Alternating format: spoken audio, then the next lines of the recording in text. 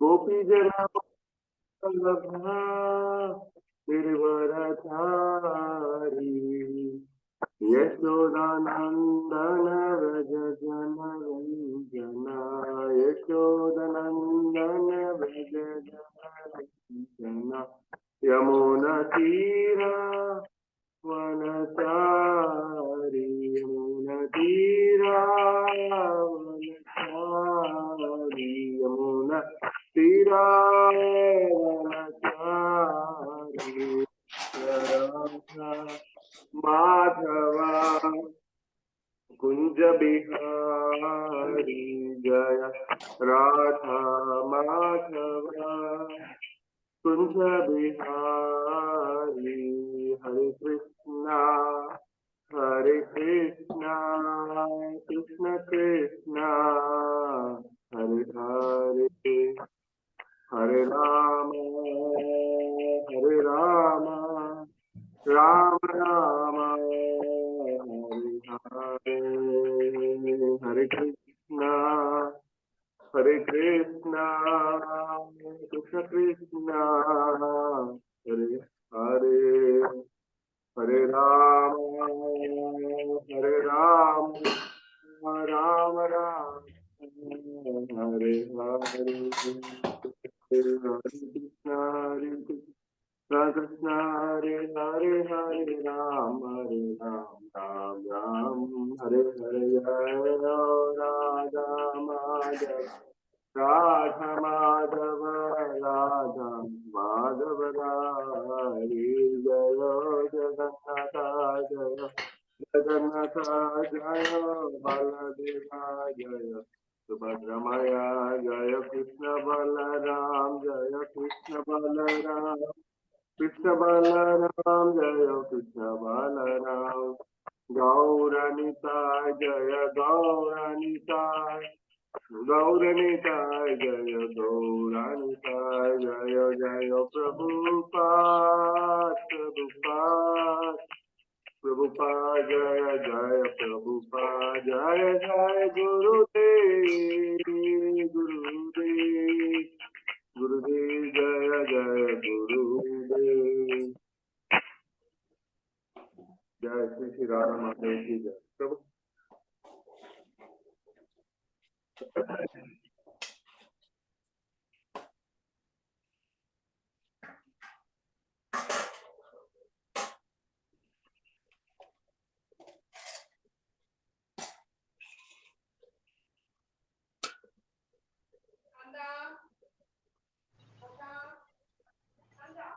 ओम नमो भगवते वासुदेवाय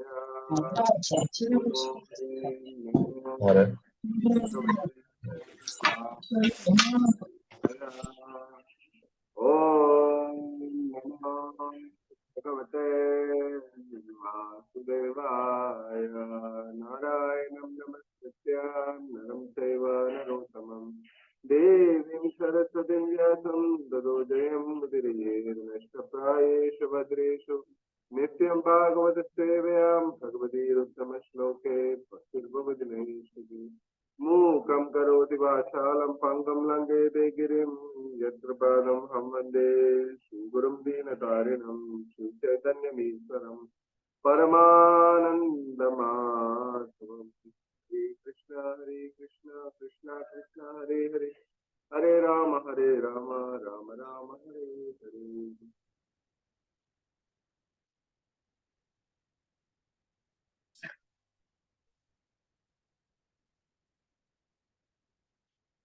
ഹരേ കൃഷ്ണ പ്രഭു സമാജീസ് എല്ലാവർക്കും നിത്യം ഭാഗവത സേവയിലെ സത്സംഗം ഇന്നത്തെ ദിവസത്തിലേക്ക് സ്വാഗതം ചെയ്യുന്നു. ഇന്ന് നമ്മള് ശ്രീമദ് ഭാഗവതത്തിന്റെ ആദ്യ അധ്യായത്തിൽ ആദ്യത്തെ ശ്ലോകത്തിലെ 4ാമത്തെ പാരഗ്രാഫ്, അതായത് മലയാളം ഭാഗവതമാണെങ്കിൽ 62ാമത്തെ പേജിൽ ഏറ്റവും അവസാനത്തെ 2 പാരഗ്രാഫാണ് ചർച്ച ചെയ്യാനായിട്ട് നമ്മൾ ശ്രമിക്കുന്നത്. നമുക്ക് നോക്കാം. ഓം അജ്ഞാനതിമിരാന്ധസ്യ ജ്ഞാനാഞ്ജനശലാകയാ ചക്ഷുരുന്മീലിതമേന തസ്മൈ ശ്രീഗുരവേ നമഃ. ശുദ്ധകന്യോവിഷ്ണം സ്ഥാപിതമേന ഉദരേ സ്വയംഭൂതാമുയം ദദാതി സുപദാംബികം വന്ദേഹം ശ്രീഗുരോ ശ്രീയുതമലകമലം ശ്രീഗുരോൻ വൈഷ്ണവാംശ ശ്രീരൂപം സാഗരജാതം സഗഗണ രഘുനാഥാനി തം തം സജീവം സാദ്വൈതം സാവധൂതം പരിജന സംഗീതം കൃഷ്ണ ചൈതന്യ ദേവം ശ്രീ രാധാ കൃഷ്ണ പാദാൻ സഗഗണ ലളിത ശ്രീ വിശാഖാനിതാംസ ഹേ കൃഷ്ണ കരുണാ സിന്ധു ദീനബന്ധു ജഗത്പതി ഗോപേശ ഗോപിയകാന്ത രാധാ കന്ദ നമസ്തേ സദാചന ഗൗരാംഗി രാധേ നമാമി വംശകൽപദ്രൂഭ്യശ്ച കൃപാ സിന്ധുഭ്യ ഏവ ച പതിതാനാം പാവനേഭ്യോ വൈഷ്ണവേഭ്യോ നമോ നമഃ. ജയ ശ്രീകൃഷ്ണ ചൈതന്യ പ്രഭു നിത്യാനന്ദ ശ്രീ അദ്വൈത ഗദാധര ശ്രീവാസാദി ഗൗരഭക്തവൃന്ദ. ഹരേ കൃഷ്ണ കൃഷ്ണ കൃഷ്ണ ഹരേ ഹരേ, ഹരേ രാമ രാമ രാമ ഹരേ ഹരേ. ഹരേ കൃഷ്ണ. പ്രഭു സമാജി ശ്രീമദ് ഭാഗവതം സ്കന്ധം 1 അധ്യായം 1 ഋഷിമാരുടെ അന്വേഷണങ്ങൾ. അതിലെ 1-ാമത്തെ ശ്ലോകത്തിന്റെ വിവർത്തനമാണ്, ഭാവാർത്ഥമാണ് വായിച്ചിരിക്കുന്നത്. സർവജീവ വ്യക്തിത്വങ്ങളിലും മുഖ്യപ്രധാനിയായ പരമസത്യമായ പരമദിവ്യോത പുരുഷനാണെന്ന് വേദസാഹിത്യങ്ങളിൽ പ്രസ്താവിച്ചിരിക്കുന്നു. പ്രഥമ ജീവസത്യായ ബ്രഹ്മദേവൻ മുതൽ നിസ്സാരനായ ഉറുമ്പ് വരെ സമസ്തവും വ്യക്തിഗത ജീവാത്മാക്കളാകുന്നു. ബ്രഹ്മനുപരിയായിട്ടുള്ള മറ്റ് ജീവാത്മാക്കളും വ്യക്തിഗത ശക്തികൾ ഉണ്ടെന്ന് മാത്രവുമല്ല, പരമദിവ്യ പുരുഷനും അതുപോലുള്ള ഒരു ആത്മാവാണ്. മറ്റ് ജീവാത്മാക്കളെ പോലെ പരമദിവ്യ പുരുഷനും അവ്യക്തിഗത ആത്മാവാകുന്നു പരമജീവാത്മാവ്. എന്നാൽ പരമപുരുഷൻ അഥവാ പരമജീവസത്തയ്ക്ക് ഉത്കൃഷ്ടമായ പരമബുദ്ധിയും സർവവിധങ്ങളായ നിരവധി അതിഗംഭീര ദുർജ്ഞേയ ശക്തികളുമുണ്ട്. മനുഷ്യബുദ്ധിക്ക് ഉപഗ്രഹ നിർമ്മാണം സാധ്യമെങ്കിൽ മാനവധീഷ്ണയ്ക്ക് അതീതവും സർവോത്കൃഷ്ടവുമായ പ്രജ്ഞയ്ക്ക് അതേപോലെ സർവാതിശയങ്ങളായ അസഖ്യം വസ്തുക്കൾ സൃഷ്ടിക്കുവാൻ സാധ്യമാണെന്ന് നമുക്ക് അനായാസേന സങ്കല്പിക്കുവാൻ സാധ്യമാണ്.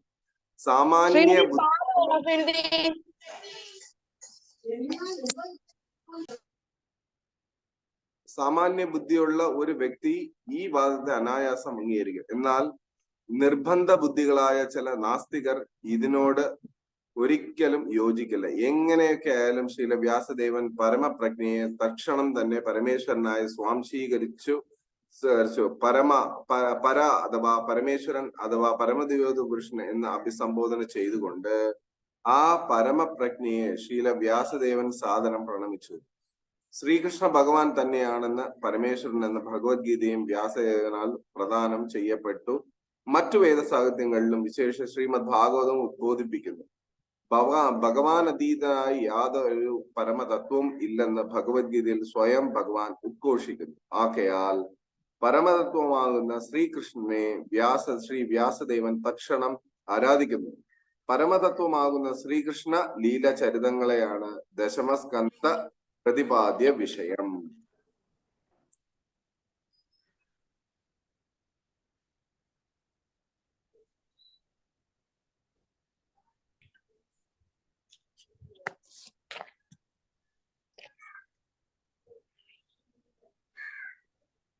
ഹരേ കൃഷ്ണ. അതായത് ഈ ശ്ലോകങ്ങളില് ഇത് ഭഗവാന്റെ വിഭൂതികളെ അല്ലെങ്കിൽ ഭഗവാന്റെ ദിവ്യത്വത്തെ അല്ലെങ്കിൽ ഭഗവാന്റെ അതീന്ദ്രിയമായ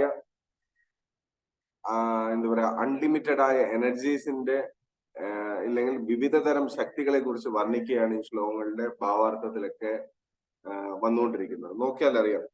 അതായത് എല്ലാ ജീവാത്മാക്കൾക്കും മേലെ പരമദിവ്യോത പുരുഷനായ ഭഗവാൻ എന്നൊരു ആത്മാവ് വ്യത്യസ്തനായിട്ട് തന്നെ ഉണ്ട് എന്നാണ് പറയുന്നത്. വ്യക്തിഗത ശക്തികളുണ്ടെന്ന് മാത്രമല്ല, പരമദിവ്യോത പുരുഷനും അതുപോലുള്ള ഒരു ആത്മാവാണ്. ഇൻഡിപെൻഡന്റ് ആയ ഒരു ആത്മാവാണ് ഭഗവാനും. ഭഗവാന്റെ എന്താ പറയാ ബ്രഹ്മേതി പരമാത്മേതി ഭഗവാൻ ഇത് ശബ്ദതേ എന്ന് ഭാഗവത്തിൽ പറയുന്ന പോലെ 3 തരത്തിൽ നമുക്ക് ഭഗവാനെ അപ്രോച്ച് ചെയ്യാം. ബ്രഹ്മം എന്ന നിലയിലും ഭഗവാനെ അപ്രോച്ച് ചെയ്യാം. പരമാത്മാവ് എന്ന നിലയിൽ ധ്യാനിച്ചുകൊണ്ട് നമുക്ക് അപ്രോച്ച് ചെയ്യാം. അതുപോലെ തന്നെ ഭഗവാൻ എന്ന സാക്ഷാത് പൂർണ്ണ രൂപത്തെയും നമുക്ക് ആവിഷ്കരിക്കാം. അത് നമ്മളുടെ ഓരോരുത്തരുടെയും സ്വാതന്ത്ര്യത്തെയും നമ്മളുടെ ഈ പറഞ്ഞ പോലെ അറിവിനെയും ആശ്രയിച്ചിരിക്കും. പലരും ഈ പറഞ്ഞ പോലെ ഭഗവാൻ എന്ന വ്യക്തിയെ പലപ്പോഴും ആരാധിക്കാറില്ല, ഇല്ലെങ്കിൽ അതിനെക്കുറിച്ച് കൂടുതൽ അവർക്ക് അറിയില്ല. അഥവാ അറിഞ്ഞാൽ തന്നെ അവർ വിചാരിച്ചിരിക്കുന്നത് നമ്മളെ പോലെ ഒരു വ്യക്തി, ഒരു സൂപ്പർമാൻ എന്നുള്ള ലെവലിൽ മാത്രമേ അവർ പലപ്പോഴും ധരിക്കാറുള്ളൂ. പിന്നെ ഒട്ടുമിക്ക ആൾക്കാർക്കും ഭഗവാന്റെ ഈ പറഞ്ഞ ഈ രൂപത്തെക്കാട്ടിലും കൂടുതലും താല്പര്യം ഭഗവാൻ എന്ന ശക്തി എന്നതിലാണ്. പലരും ഇന്ന് നമ്മൾ ചർച്ച ചെയ്യുമ്പം പലരോട് സംസാരിക്കുമ്പോൾ അവരുടെയൊക്കെ അണ്ടർസ്റ്റാൻഡിങ് ഇല്ലെങ്കിൽ അവരുടെയൊക്കെ ധാരണ ഭഗവാൻ ഒരു ശക്തിയാണ്, ഒരു എനർജിയാണ്, ഇല്ലെങ്കിൽ എന്തോ ഒന്നാണ് എന്നൊക്കെ വിചാരിക്കുന്ന വിധത്തിലാണ്. പക്ഷെ അതൊന്നും ഇവിടെ ഒരു വിധത്തിലും പ്രസക്തമല്ല. കാരണം ഇവിടെ വളരെ ഭംഗിയായിട്ട് തന്നെ പറയുന്നത് അതുപോലുള്ള ആത്മാവ് മറ്റു ജീവാത്മാക്കളെ പോലെ പരമദിവ്യ പുരുഷനും വ്യക്തിഗത ആത്മാവുന്നു. ഭഗവാനും നമ്മളും ഇൻഡിവിജ്വൽ, അതായത് നമ്മളെ പോലെ തന്നെ ഒരു ഇൻഡിവിജ്വൽ പേഴ്സണാലിറ്റിയാണ് ഭഗവാൻ എന്നാണ് പറയുന്നത്. പക്ഷെ നമ്മൾ വിചാരിക്കുന്ന പോലത്തെ നമ്മളെ പോലെ ഒരു ഓർഡിനറി ഹ്യൂമൻ ബീയിങ് അല്ല, അല്ലെങ്കിൽ ഒരു ഓർഡിനറി സോൾ അല്ല ഈ പറഞ്ഞ പരമദിവ്യോത്തമ പുരുഷൻ. അദ്ദേഹം സർവ സർവ കാര്യങ്ങളുടെയും കാരണഭൂതനാണ്. കാരണം താഴെ പറയുന്നുണ്ട്, അതിന്റെ വിശദമായ വിവരങ്ങൾ താഴെ പറയുന്നു. അതായത് എന്തെന്നാൽ പരമപുരുഷൻ അഥവാ പരമജീവസത്തയ്ക്ക് ഉത്കൃഷ്ടമായ പരമബുദ്ധിയും സർവ്വവിധങ്ങളായ നിരവധി അതിഗംഭീര ദുർഗയ ശക്തികളുണ്ട്. അതായത് നമുക്ക് ചെയ്യാൻ പറ്റാത്തത്രയും പലതരത്തിലുള്ള ട്രാൻസെൻഡന്റൽ ഇല്ലെങ്കിൽ ആശ്ചര്യകരമായ പല കാര്യങ്ങളും അദ്ദേഹത്തിന് നിർവഹിക്കാൻ സാധിക്കും. അതിലാണ് ഏറ്റവും പ്രാധാന്യം. നമുക്ക് നോക്കിയാൽ അറിയാം, വൃന്ദാവനത്തില് ഈ പറഞ്ഞ പോലെ ഗോവർദ്ധനഗിരി ഉയർത്തുകയും ഓരോ അസുരന്മാരെയും അദ്ദേഹം വധം ചെയ്ത വിധം നോക്കിയാൽ അറിയാം. ഒരു സാധാരണ ബാലനെ പോലെ കാണപ്പെടുന്നു എങ്കിലും അദ്ദേഹം പൂർണ്ണമായും സർവ നേതാവ് തന്നെയായിരുന്നു. കാരണം എത്ര എളുപ്പത്തിലായിരുന്നു ഓരോ അസുരന്മാരെയും ഭഗവാൻ വേട്ടയാടിയതെന്ന് നോക്കിയാൽ അറിയും. അപ്പൊ അതിലൂടെ നമുക്ക് മനസ്സിലാക്കാം അദ്ദേഹത്തിന്റെ ശക്തിമത്ത് എത്ര വലുതാണ്, ഇല്ലെങ്കിൽ എത്ര വിസ്തരണമാണ് എന്നുള്ള കാര്യം നമുക്ക് മനസ്സിലാക്കാൻ സാധിക്കും.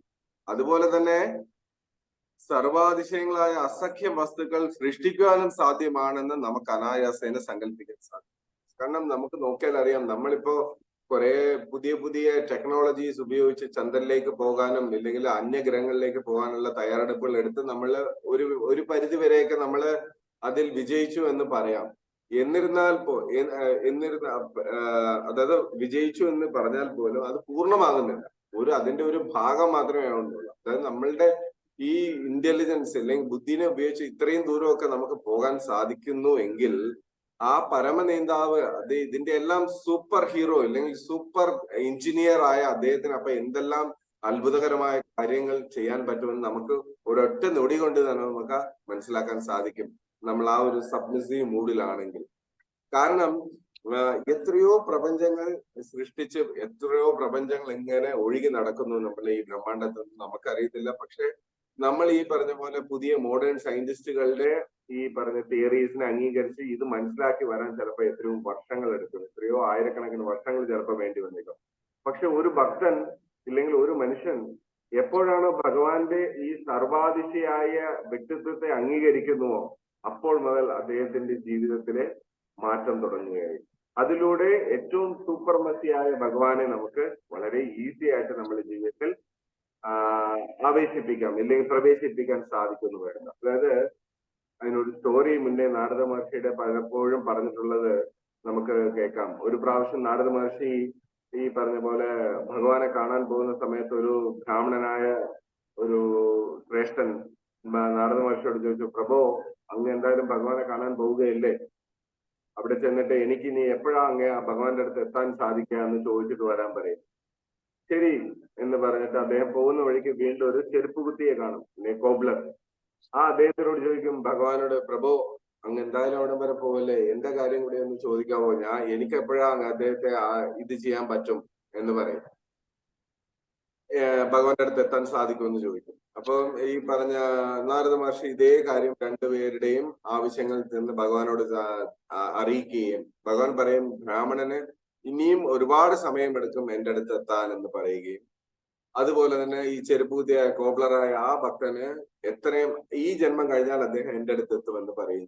ഇത് കേട്ട നാരദന് ആശ്ചര്യം തോന്നി.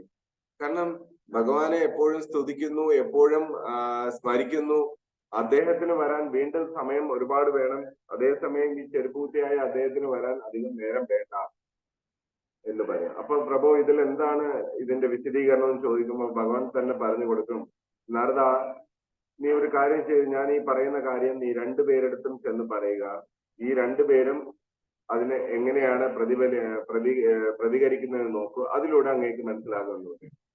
അങ്ങനെ അദ്ദേഹം പറയും, ഞാൻ ഇവിടെ എന്ത് ചെയ്യുന്നു, എന്റെ കുശലാന്വേഷണം അവരോട് പറയുമ്പോൾ ഞാൻ പറയുക, അതായത് ഒരു ആനയെ ഒരു സൂചിയുടെ കാമ്പിലൂടെ, സൂചിയുടെ തുളയിലൂടെ ഞാൻ ഒരു ആനയെ പ്രവേശിപ്പിക്കാൻ ശ്രമിക്കുന്നു എന്ന് പറയാൻ പറയും. അപ്പൊ ഇതേ കാര്യം ആദ്യം വന്ന് അദ്ദേഹം ബ്രാഹ്മണനോട് വന്ന് പറയും, പ്രഭു ഞാൻ ഭഗവാനെ കണ്ടു, ഭഗവാനോട് സംസാരിച്ചു. അപ്പൊ അദ്ദേഹം വളരെ ആകാംക്ഷയോട് ചോദിച്ചു, ഭഗവാന്റെ അടുത്ത് എന്റെ കാര്യം ചോദിച്ചോ? ശ്രീ ശ്രീ ജഗന്നാഥ് ബലദേവ് സുഭദ്രാമനാണിജി കി ജയ, ശ്രീ ശ്രീ ഗൗർനെതായി കി ജയ. അപ്പൊ അദ്ദേഹം വളരെ ഉത്സാഹത്തോടെ ചോദിക്കും, പ്രഭു എന്റെ കാര്യം അങ്ങയോട് ചോദിച്ചോ, ഭഗവാനോട് ചോദിച്ചോ, എപ്പോഴാണ് എനിക്ക് അങ്ങോട്ട് വരാൻ പറ്റുക? അപ്പൊ അദ്ദേഹം പറഞ്ഞു, എനിക്ക് ഭഗവാൻ പറഞ്ഞു അങ്ങേക്ക് ഇനിയും ഒരുപാട് ജന്മങ്ങൾ എടുക്കേണ്ടി വരും ഭഗവാന്റെ അടുത്ത് എത്താൻ. ഇത് കേട്ടപ്പോൾ അദ്ദേഹത്തിന് ആകെ ഒരു സങ്കടം തോന്നുകയും ചെയ്തു. എന്നിട്ട് പറഞ്ഞു, അപ്പോ ഭഗവാൻ അവിടെ ഇരുന്ന് ചെയ്യുന്ന ഒരു കാര്യം കൂടെ പറയാൻ പറഞ്ഞു എന്ന് പറയും. അപ്പൊ അങ്ങനെ പറയുമ്പോ പറയും, നാരദ മഹർഷി പറയും, അവിടെ ഭഗവാൻ ഒരു സൂചിയുടെ ഈ തുള ഇല്ലെങ്കിൽ അതിന്റെ ദ്വാരത്തിലൂടെ ഒരു ആനയെ തള്ളിക്കയറ്റാൻ ശ്രമിക്കുന്നു എന്ന് പറയും, അല്ലെങ്കിൽ തള്ളിക്കയറ്റാനായിട്ട് നോക്കുന്നു എന്ന് പറയും. ഇത് കേട്ട അദ്ദേഹത്തിന് ആകെ ആശ്ചര്യമായി. ഒരു ഭഗവാൻ ഒരു സൂചിയുടെ ദ്വാരത്തിലൂടെ ഒരു ആനയെ കടത്താൻ ശ്രമിക്കുന്നു, ഇതെന്താ നടക്കുന്ന കാര്യമാണോ എന്ന് ഒരു അവിശ്വാസം ഭഗവാന്റെ ഈ ചെയ്തിയിലൂടെ ഈ ബ്രാഹ്മണൻ പ്രകടിപ്പിക്കും. അപ്പൊ ഇദ്ദേഹത്തിന് ആകെ ഒരു കൺഫ്യൂഷൻ ആവും. ഇതേ കാര്യം തന്നെ അദ്ദേഹം വീണ്ടും നേരെ ചെന്ന് ആ കോബ്ലർ ചെരുപ്പുകുത്തിയോട് ചെന്ന് പറയും, പ്രഭുവിനെ കണ്ടോ എന്ന് അദ്ദേഹം ചോദിക്കുമ്പോഴും പറയും, കണ്ടു പ്രഭു, കണ്ടു ഭക്ത, ഇന്ന പോലെ അദ്ദേഹം അങ്ങേക്ക് ഉടനെ തന്നെ വരാൻ സാധിക്കും എന്ന് പറഞ്ഞു. അതിൽ വളരെ കൃതജ്ഞത അദ്ദേഹം അറിയിക്കുകയും, അപ്പോ അദ്ദേഹം ഇതേ കാര്യം ഭഗവാൻ അവിടെ ചെയ്തുകൊണ്ടിരിക്കുന്ന കാര്യം ഇതുപോലെ ഒരു സൂചിയുടെ ദ്വാരത്തിലൂടെ ഒരു ആനയെ കടത്താൻ ശ്രമിക്കുന്നു എന്ന് പറയും. അപ്പൊ ഇത് കേട്ട ആ ഭക്തൻ അല്ലെങ്കിൽ ആ ഒരു ചെരുപ്പുകുത്തിയായ കോബ്ലർ തിരിച്ചു പറയും, ഓ അത്രേ ഉള്ളൂ, ഇതൊരു ചെറിയ കാര്യമല്ലേ ഭഗവാനെ സംബന്ധിച്ചിടത്തോളം, ഇത്രയും ചെറിയ കാര്യമല്ലേ അദ്ദേഹം ചെയ്യുന്നുള്ളൂ. അപ്പൊ ഇദ്ദേഹം ചോദിക്കും, അതെന്താ അങ്ങേക്ക് അത്രയും വലിയൊരു ആശ്ചര്യം തോന്നാത്ത, ഇത്രയും വലിയ ഈ കാര്യം എങ്ങനെ സാധിക്കുമെന്നൊന്ന് അങ്ങ് എന്തുകൊണ്ട് ചിന്തിച്ചില്ല എന്ന് നാരദൻ അദ്ദേഹത്തിന് ചോദിക്കും. അദ്ദേഹം പറയും, തിരിച്ചു പറയും, പ്രഭു ഈ കാര്യമൊക്കെ ചെയ്യാൻ അദ്ദേഹത്തിന് എന്താ ബുദ്ധിമുട്ട്? അദ്ദേഹം ഈ പറഞ്ഞ ഞാനിരിക്കുന്ന ഈ അരയാൽ വൃക്ഷത്തെ തന്നെ അദ്ദേഹം ഒരു ചെറിയ വിത്തിനകത്ത് അല്ലെങ്കിൽ ചെറിയൊരു സീഡിനകത്തല്ലേ ഒളിപ്പിച്ചു വെച്ചിരിക്കുന്നത്. ആ പ്രഭുവിന് ഈ ആനയെ പിടിച്ച് ഒരു സൂചിയുടെ ദ്വാരത്തിലൂടെ പ്രവേശിപ്പിക്കാൻ എന്താ ഇത്രയും ബുദ്ധിമുട്ട്? ഒരു ബുദ്ധിമുട്ടുമില്ല എന്ന് തിരിച്ചു പറയും. ഇത് കേട്ടപ്പോൾ മനസ്സിലായി നാരദ മഹർഷിക്ക് എന്താണ് യഥാർത്ഥമായ ഭക്തി, ഇല്ലെങ്കിൽ എന്താണ് യഥാർത്ഥമായ വിശ്വാസം ഭഗവാനിൽ. ഈ പറഞ്ഞ പോലെ നമ്മളും എത്രയേ വേണ്ടുള്ളൂ, ഭഗവാനെ നമ്മുടെ ജീവിതത്തിൽ അംഗീകരിച്ച് നമ്മൾ പൂർണ്ണമായിട്ട് അദ്ദേഹത്തിന് മനസ്സ് ഉറപ്പിച്ചാൽ ആദ്യം ഒരു ചാഞ്ചാട്ടം ഉണ്ടെങ്കിലും ഗ്രാജുവലി ക്രമേണ നമുക്ക് ആ ചാഞ്ചാട്ടം നിന്ന് പുറത്തു വരാനും ആ ഭഗവാന്റെ ദിവ്യത്വം അല്ലെങ്കിൽ ഭഗവാന്റെ ആ ഒരു അതിശയകരമായ വ്യക്തിത്വത്തെ നമ്മളുടെ ജീവിതത്തിൽ നമുക്ക് അനുഭവിക്കാൻ സാധിക്കും എന്ന് പറയുന്നത്. അതുകൊണ്ടാണ് ഭഗവാൻ ഇവിടെ പരമേശ്വരൻ എന്ന് വ്യാസദേവൻ അഭിസംബോധന, പരമ ഈശ്വരൻ, എല്ലാത്തിനെയും ഉടമനാഥൻ എന്നാണ് പറഞ്ഞിരിക്കുന്നത്. ആ ശ്രീകൃഷ്ണ ഭഗവാൻ തന്നെയാണ് പരമേശ്വരൻ. ഭഗവത്ഗീതയും വ്യാസനാൽ പ്രദാനം ചെയ്തു. മറ്റു വേദ സാഹിത്യങ്ങളിൽ എല്ലായിടത്തും ഭഗവാന്റെ ഡിവൈനിറ്റിയെ കുറിച്ചും ഭഗവാന്റെ ആശ്ചര്യകരമായ കാര്യങ്ങളെ കുറിച്ചും പറഞ്ഞിരിക്കുന്നുവെന്ന് ഈ പറഞ്ഞ പർപ്പോട്ടിൽ പറയുന്നു. ഒന്ന് ആലോചിച്ച് നോക്കൂ, എത്ര വ്യക്തിത്വമുള്ള പേഴ്സണാലിറ്റിയാണ് നമ്മളുടെ ഈ പറഞ്ഞ ചാൻറ്റിങ്, നമ്മളുടെ സേവനം സ്വീകരിക്കാൻ കാത്തു നിൽക്കുന്നത്. ഇന്ന് നമ്മളുടെ സ്വന്തം ആൾക്കാർ പോലും നമ്മളെ സ്നേഹിക്കാനും ഇല്ലെങ്കിൽ നമ്മളെ ശുശ്രൂഷിക്കാനും തയ്യാറല്ലാത്ത ഈ കാലത്തിൽ ഭഗവാൻ സാക്ഷാത് പരമേശ്വരൻ നമ്മളുടെ സേവനത്തിനായി കാത്തു നിൽക്കുന്നു. എന്തിനു വേണ്ടിയിട്ടാ? അദ്ദേഹത്തിന് നമ്മളുടെ സേവനം കിട്ടിയിട്ടാണോ കാര്യങ്ങൾ നടക്കേണ്ടത്? ഒരിക്കലുമല്ല. അദ്ദേഹത്തിനെ സേവിക്കാൻ ഒരുപാട് തരത്തിലുള്ള ശുദ്ധഭക്തരുണ്ട്. എന്നിരുന്നാൽ കൂടിയും ഒരു അച്ഛന്റെ വാത്സല്യം നമുക്ക് തരാൻ വേണ്ടിയും ഒരു പുത്രന്റെ ആ ഒരു സേവനത്തെ സ്വീകരിക്കാൻ വേണ്ടിയും അദ്ദേഹം നമ്മളുടെ ഓരോ നിമിഷവും, നമ്മളുടെ ജീവിതത്തിലെ ഓരോ നിമിഷവും കാത്തിരിക്കുകയാണ്.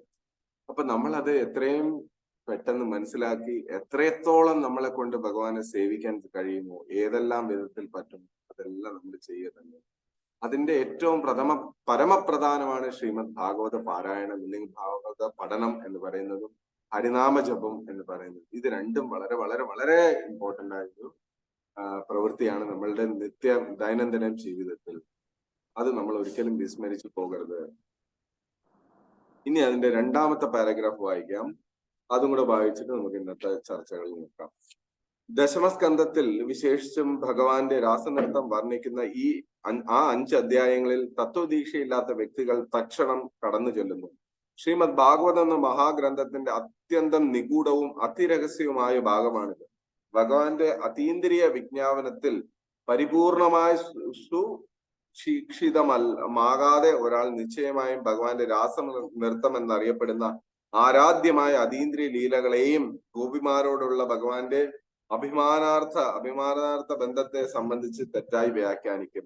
ഈ വിഷയം അത്യന്തം ആത്മീയമാകയാൽ രാസനൃത്തത്തിന്റെ അതീന്ദ്രിയ രസം ആസ്വദിക്കാൻ പരമഹംസ അവസ്ഥ ക്രമേണ പ്രാപ്തമാക്കിയ ഒരു മുക്താത്മാവിനാൽ മാത്രമേ സാധ്യമാവുകയുള്ളൂ. ആകയാൽ ഭഗവത്ലീലകളുടെ അന്തസത്ത യഥാർഹമായി ആസ്വദിക്കുന്നതിന് മുമ്പ് ആത്മീയ സാക്ഷാത്കാരം ക്രമേണ വളർത്തിയെടുക്കുന്നതിനുള്ള ഒരു സുവർണാവസരം ശ്രീ വ്യാസദേവൻ പഠിതാവിന് പ്രദാനം ചെയ്യുന്നു. ആകയാൽ അദ്ദേഹം മനഃപൂർവ്വം ഗായത്രി മന്ത്രം ധീമഹി പ്രാർത്ഥനാ രൂപത്തിൽ അഭിസംബോധന ചെയ്തിരിക്കുന്നു. ഈ ഗായത്രി മന്ത്രം ആത്മീയ പുരോഗതി ആർജിച്ചവരെ ഉദ്ദേശിച്ചുള്ളതാകുന്നു. ഗായത്രി മന്ത്രം ജപിക്കുന്നതിൽ കൃതാർത്ഥരായവർക്ക് ഭഗവാന്റെ അതീന്ദ്രിയ അവസ്ഥയിലേക്ക് എത്തിച്ചേരാൻ കഴിയുമാറാകുന്നു. ആകയാൽ ഗായത്രി മന്ത്രം വിജയകരമായി ജപിക്കുന്നതിന് ഒരാൾ ബ്രാഹ്മണിക ഗുണങ്ങൾ നിശ്ചയമായും പ്രാപ്തമാക്കിയിരിക്കണം. അഥവാ പരിപൂർണമായും സത്വഗുണത്തിൽ അധിഷ്ഠിതരായിരിക്കണം. അനന്തരം ഭഗവാന്റെ നാമരൂപ ഗുണങ്ങളൊക്കെ അതീന്ദ്രിയമായി ഗ്രഹിക്കുന്ന അവസ്ഥ ആർജിക്കുന്നു. ഇത് വളരെ പ്രധാനപ്പെട്ട ഒരു എന്താ പറയാ താക്കീതാണ് നമുക്ക് ഓരോരുത്തർക്കും തരുന്നത്. കാരണം എല്ലാവരും ഭഗവാനെ കുറിച്ച് രാസനൃത്തമില്ലേ, ഭഗവാന് ഗോപികമാരോടുള്ള നൃത്തത്തെ കുറിച്ച് അറിയുവാൻ ഭയങ്കരമായിട്ട് ഉത്സുകരാണ് ഈ സാധാരണ ജനങ്ങൾ. ഈ ഭാഗവതം കേൾക്കുന്നവരായാലും പലരും ഭഗവാനും ഈ പറഞ്ഞ രാസനൃത്തവുമായിട്ടുള്ള ബന്ധം ഇല്ലെങ്കിൽ ആ ഭഗവാൻ ഗോപിമാരോട് എടുത്ത സമീപനത്തെ കുറിച്ച് അറിയുവാൻ ഉത്സുകരായിരിക്കുന്നു. യഥാർത്ഥത്തിൽ ഇവിടെ അതിനെ കുറിച്ച് പറയുന്നത് അത് ഏറ്റവും ഗഹനമായ ഇല്ലെങ്കിൽ ഗൂഹ്യമായ ഏറ്റവും രഹസ്യമായ ഒരു വിഷയമാണ്. അത് സാധാരണപ്പെട്ട ഒരു എന്താ പറയാ ത്രിഗുണങ്ങൾക്ക് വശമായ ഒരാളെ കൊണ്ട് നമുക്കത് ഗ്രഹിക്കുവാൻ ഒരിക്കലും സാധ്യമല്ല. അതുകൊണ്ടാണ് പടിപ്പടിയായിട്ട് ഈ പറഞ്ഞ ഭാഗവത പാരായണം ഓരോ സ്കന്ധവും വായിച്ച് നമ്മളെ ശുദ്ധീകരിച്ച് നമ്മളുടെ പൂർണ്ണ ബോധത്തെ ഇല്ലെങ്കിൽ നമ്മളുടെ ബോധത്തെ ഭഗവാന്റെ തൃപാദങ്ങളിലേക്ക് അർപ്പിച്ചതിന് ശേഷം മാത്രമേ നമ്മൾ ഈ പറഞ്ഞ 10ാമത്തെ സ്കന്ധമായ ദശമസ്കന്ധത്തിൽ ഭഗവാന്റെ ഏറ്റവും മനോഹരമായ, ഏറ്റവും ഗുഹ്യമായ, ഏറ്റവും രഹസ്യമായ ഇല്ലെങ്കിൽ ഏറ്റവും പ്രേമ വ്യവഹാരങ്ങൾ നടത്തുന്ന ഈ രാസലീല ഈ പറഞ്ഞ 5 അധ്യായങ്ങളിലേക്ക് പ്രവേശിക്കാവൂ എന്ന് ഇവിടെ താക്കീത് നൽകുകയാണ്. കാരണം ഗായത്രി മന്ത്രം പോലെയാണ് ഇതിനെ പറഞ്ഞിരിക്കുന്നത് എന്ന് പറയും. ഗായത്രി മന്ത്രത്തിന് ഏറ്റവും സവിശേഷതയാർന്ന ഒരു മന്ത്രവുമാണ്. അതുപോലെ തന്നെ ഭഗവാനെ ആർജിക്കാൻ അതിന് സാധിക്കുമെന്നും ഈ ട്രാൻസ്ലേഷനകത്ത് പറയുന്നുണ്ട്. അപ്പൊ പക്ഷെ ബ്രാഹ്മണിക്കൽ ഗായത്രി മന്ത്രം ഈ പറഞ്ഞ ഇല്ലെങ്കിൽ ഗായത്രി മന്ത്രം ചൊല്ലാനായിട്ട് നമുക്ക് ഒരുപാട് തരത്തിലുള്ള നിയമനിബന്ധനകളുണ്ട്. ദയവായി അത് പാലിച്ചുകൊണ്ട് വേണം ചെയ്യാനെന്ന് ഇവിടെ താക്കീത് ചെയ്യുന്നു. അതുപോലെ തന്നെയാണ് ഈ മന്ത്രത്തിന്റെ തുടക്കം. ഈ ധീമഹി എന്ന് പറയുന്ന സത്യം പരം ധീമഹി എന്ന് പറയുന്ന ഈ ശ്ലോകത്തിലെ മന്ത്രവും അത്രയേറെ മഹനീയമാണ്. അപ്പൊ ആ മന്ത്രത്തിനെയും നമ്മള് ജീവിതത്തിൽ പഠിച്ച് ഗായത്രി മന്ത്രം ചിട്ടയോടെ ചെയ്യണം എന്ന് പറയുന്നതിന്റെ ഭാഗമായിട്ട് നമുക്ക് ചെയ്യാൻ പറ്റുന്നത് നമ്മൾ ഓരോരുത്തരും ഭഗവാനിൽ അടി ഉയർത്തി നമ്മളെ വിശ്വസിക്കാൻ തുടങ്ങിയാൽ നമ്മുടെ എല്ലാ കളങ്കങ്ങളും ഇല്ലാതാവുകയും ഭഗവാൻ നമ്മളിൽ സന്നിവേശനാകുമെന്ന് ഗീതയിലും ഭഗവാൻ പറയുന്നുണ്ട്. 15ാം അധ്യായമാണോ 12ാം അധ്യായത്തിലാണോ ഒരു ശ്ലോകത്തിൽ ഇങ്ങനെ പറയുന്നത് ഭഗവാൻ ഹൃദയഭാഗത്ത് വരുമെന്ന്. അപ്പൊ ഇവിടെ പറയുന്നത് നമ്മൾ ഒരു കാരണവശാലും ഈ പറഞ്ഞ അപക്വതയായ സമയത്ത് ഒരു കാരണവശാലും ശ്രീമദ് ഭാഗവതത്തിന്റെ ഈ ഗുഹ്യമായ ഭാഗത്തിലേക്ക് ഒരിക്കലും പ്രവേശിക്കരുത്. പടിപ്പടിയായി ഓരോ കാണ്ഡവും അല്ലെങ്കിൽ ഓരോ സ്കന്ധവും ക്രമേണ പഠിച്ച് വേണം 10ാം സ്കന്ധത്തിലേക്ക് വരാൻ. അല്ലാതെ ഒരു സ്കന്ധം വായിച്ചുകൊണ്ട് തന്നെ ഭഗവാന്റെ അതീന്ദ്രിയ ലീലകളെ മനസ്സിലാക്കാൻ ഇല്ലെങ്കിൽ അതിന്റെ സ്വീറ്റ്നെസ് അറിയാനെന്ന് പറഞ്ഞ് നമ്മൾ പറഞ്ഞ ഗഹനമായ ഭാഗത്തിലേക്ക് കടന്നാൽ തീർച്ചയായും നമ്മളെ കൊണ്ട് അത് മനസ്സിലാക്കാൻ സാധിക്കില്ല. നമ്മളുടെ അവബോധത്തിന് അതിനെ ക്യാച്ച് ചെയ്യാനും പറ്റത്തില്ല. അത്രത്തോളം മഹനീയവും പരിശുദ്ധമായ ഒരു പ്രേമ വ്യവഹാരമാണ് അവിടെ നടന്നത്. അതിന് നമുക്ക് സാധാരണ കാഴ്ചപ്പാടില്ലേ നമ്മളുടെ ഈ എന്താ പറയാ ലൗകികമായ കാഴ്ചപ്പാട് ഇല്ലേ, ലൗകികമായ ഇന്ദ്രിയങ്ങൾ കൊണ്ട് ഒരിക്കലും നമുക്കതിനെ ഗ്രഹിക്കാൻ സാധിക്കുകയില്ല. അത് ഒരിക്കലും നമ്മൾ മറന്നു പോകരുത്. അപ്പോ ഈ പറഞ്ഞു വന്ന പോയിന്റ്സ് ഇത്രയേ ഉള്ളൂ. അതായത് ഇതിന്റെ ഭഗവാന്റെ ദിവ്യത്വത്തെ അല്ലെങ്കിൽ ഭഗവാന്റെ മഹനീയതയെ നമ്മൾ അംഗീകരിക്കാൻ തുടങ്ങിയാൽ തന്നെ പകുതി പ്രശ്നങ്ങൾ നമ്മുടെ ജീവിതത്തിൽ മാറും. നമ്മളിപ്പോഴും ഈ പറഞ്ഞ സംശയത്തോടെയാണ് പല കാര്യങ്ങളും നോക്കിക്കൊണ്ടിരിക്കുന്നത്. അതിനെ മാറ്റി നമ്മൾ എപ്പോഴാണോ പൂർണ്ണമായിട്ട് ഭഗവാൻ you are the only shelter. Chaitanya ചരിതാമൃതത്തിൽ പറയുന്നുണ്ട്, ഒരു ഭക്തനായിരുന്നാൽ അദ്ദേഹം തീർച്ചയായും ചെയ്യേണ്ട ഒരു കാര്യം അവശ്യം രക്ഷിബോ കൃഷ്ണ എന്ന് പറയുന്നത്. അതായത് കൃഷ്ണൻ എന്നെ തീർച്ചയായും രക്ഷിക്കും എന്ന് അടിയുറച്ചു വിശ്വസിക്കും. ആ ഒരു വിശ്വാസം മാത്രം മതി അദ്ദേഹത്തിന്റെ ജീവിതത്തിൽ നടത്തിക്കൊണ്ട് പോകാനെന്ന് ആ ശ്ലോകത്തിലൂടെ പറയുന്നുണ്ട്. അപ്പൊ അതുപോലെ നമ്മുടെ ജീവിതത്തിലും തീർച്ചയായും അവശ്യം രക്ഷിബോ കൃഷ്ണ എന്ന സ്റ്റേജ് എടുക്കുക.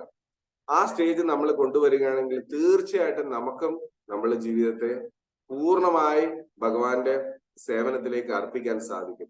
അതിലൂടെ നമുക്ക് എന്ത് ലഭിക്കുന്നോ അത് തന്നെയാണ് ഏറ്റവും ശ്രേയസ്കരമായ നമ്മളുടെ ജീവിത മാർഗമെന്ന് നമ്മൾക്ക് അടിയുറച്ച് വിശ്വസിക്കാം.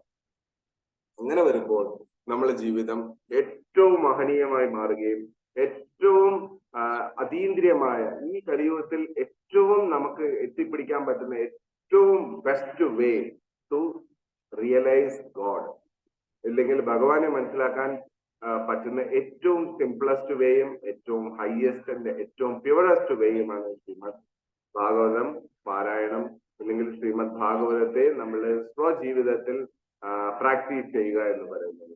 ഇന്ന് എല്ലാവരും ഇതിനകത്ത് തന്നെ ഇതില് കുറച്ചുകൂടി മുന്നേ പറയുന്നുണ്ട്, ഇന്ന് ഭാഗവതം എല്ലാവരും പാരായണം ചെയ്യുന്ന ഒരു ലെവലിലോട്ട് പോകുന്നു. കുറെ പേര് ഇതിനകത്തുള്ള അന്ധശ്രദ്ധ, ഇതിനകത്തൊരു ഭാഗവതത്തിന് എന്തുകൊണ്ട് മഹനീയമാകുന്നു, ഗ്രന്ഥങ്ങളിൽ നിന്ന് ഏറ്റവും മഹനീയമാകുന്നു എന്ന് പറയുന്നതിന് ഒരു സ്റ്റോറി അല്ല, ഒരു മെസ്സേജ് കേൾക്കുകയുണ്ടായി. അതായത് യഥാർത്ഥത്തിൽ ഭാഗവതത്തിനകത്ത് എല്ലാം ഉണ്ട്. നമുക്ക് എന്താവശ്യമുണ്ടോ അതെല്ലാം ഈ ഭാഗവതത്തിലൂടെ നമുക്ക് ഗ്രഹിക്കാൻ സാധിക്കും. പക്ഷേ ഭക്തി ഒഴികെ, ഭക്തി നമുക്ക് എത്രത്തോളം വേണമെന്നുള്ളത് നമ്മൾ എത്രത്തോളം അതിനെ എന്താ പറയാ പ്യൂരിറ്റീസ് ഇല്ലാതെ, ഒരു സ്വാർത്ഥ ലാഭവും ഇല്ലാതെ എപ്പോഴാണോ നമ്മൾ ഭാഗവതത്തിൽ അപ്രോച്ച് ചെയ്യുന്നത്, അല്ലെ ഭാഗവതത്തെ സമീപിക്കുന്നത്, അപ്പൊ മാത്രമേ അത് നമുക്ക് റിവീൽ ചെയ്തു തരൂ എന്നാണ് പറയുന്നത്.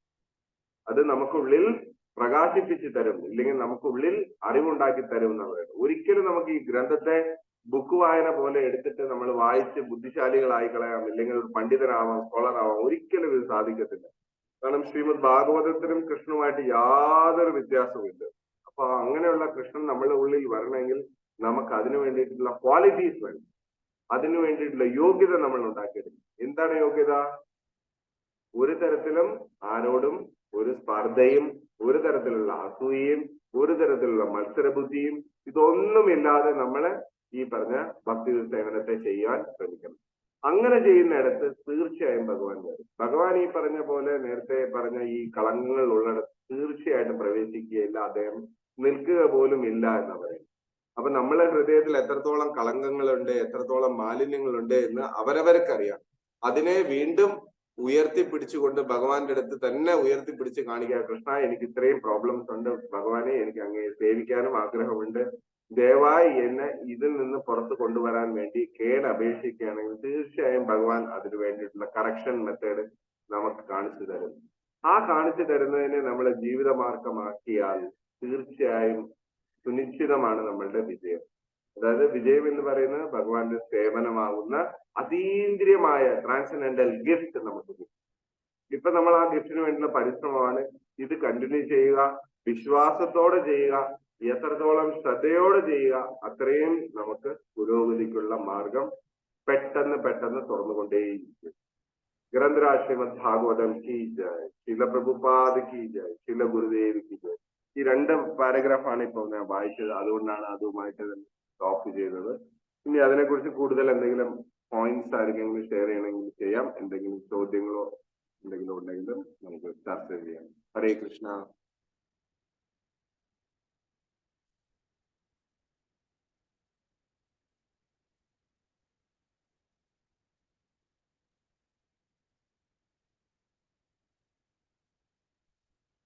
ഹരേ കൃഷ്ണ, കേൾക്കാമോ?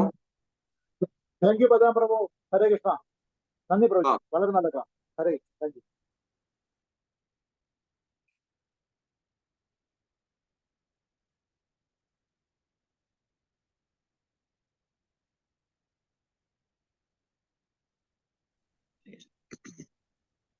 ഹരേകൃഷ്ണ പ്രഭു, നല്ല ക്ലാസ് കേട്ടോ പ്രഭു. നല്ല സിമ്പിളുമാണ്, നമുക്ക് നന്നായിട്ട് മനസ്സിലാകുന്ന രീതിയിലാണ് പ്രഭു ക്ലാസ് എടുത്തത്. ഹരേ കൃഷ്ണ. ഹരേ കൃഷ്ണ ബാബു, ദണ്ഡവത് പ്രണാമം.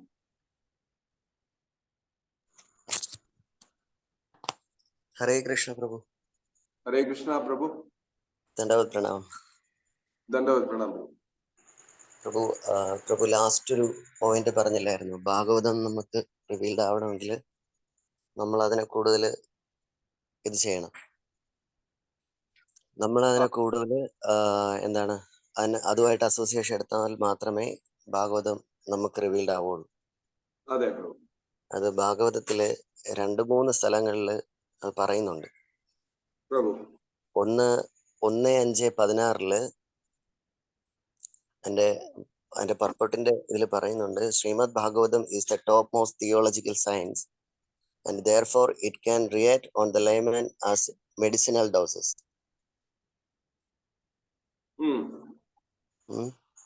അടുത്തത് പറയുന്നതെന്ന് പറഞ്ഞു കഴിഞ്ഞാല്, there is no difference between the Lord and the literature. The literature is factual literary incarnation of the Lord. അതായത് ഭഗവാനും ഭാഗവതവും തമ്മിൽ യാതൊരു വ്യത്യാസവും ഇല്ല. ഭഗവാൻ തന്നെയാണ് ഭാഗവതം. പിന്നെ ഒരു ലേമേന്, അതായത് അദ്ദേഹത്തിന് നമ്മളെ പോലെയുള്ള ഒരാള് ഭാഗവതത്തിനെ അസോസിയേഷൻ എടുക്കുകയാണെങ്കിൽ ഭാഗവതം ഒരു മെഡിസിൻ പോലെ നമ്മളിൽ പ്രവർത്തിക്കും. ഇത് ഭാഗവതം 1:5:16 പർപ്പട്ടില് പ്രഭുപാദ് പറയുന്നതാണ്.